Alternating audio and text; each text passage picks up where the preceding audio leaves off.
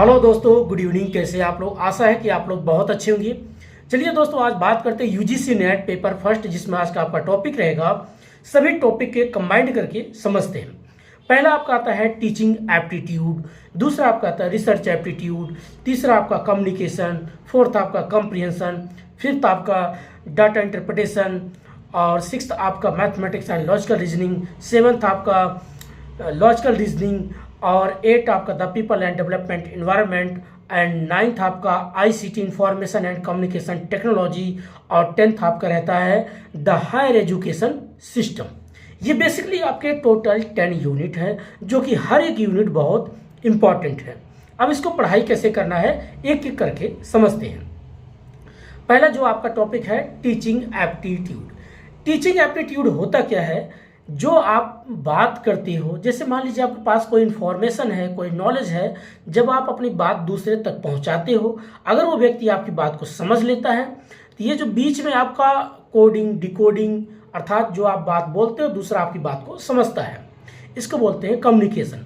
अगर आपकी कम्युनिकेशन बहुत सरल, बहुत सहज, अच्छे शब्दों का प्रयोग करते हैं और अगला व्यक्ति आपकी बात को समझ जाता है, इसी को ही बोलते हैं टीचिंग। टीचिंग मतलब पढ़ाना, बताना, समझाना।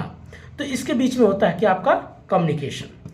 तो पहला बेसिक होता है टीचिंग, मतलब चीज़ों को बताना, समझाना। और इसमें एक टर्म छुपा है एप्टीट्यूड। एप्टीट्यूड मीन्स होता है जो आप बात बताते हो, अगर आप मान लीजिए एक बार आपने बताया, नहीं समझ में आया, दूसरी बार फिर आप बताते हैं, तीसरी बार आप बताते हो, ये जो आपका पेशेंस है, इसी को बोलते हैं क्षमता, अर्थात एप्टीट्यूड।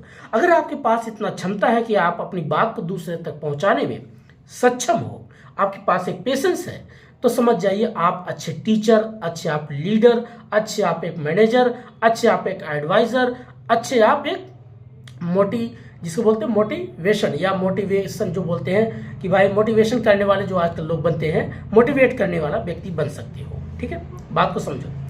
अब ये टर्म जो छुपा होता है टीचिंग एप्टीट्यूड। अब इसमें क्या क्या पढ़ना है टीचिंग एप्टीट्यूड में? पहला आपका आता है कॉन्सेप्ट ऑफ टीचिंग, दूसरा कैरेक्टर ऑफ टीचिंग।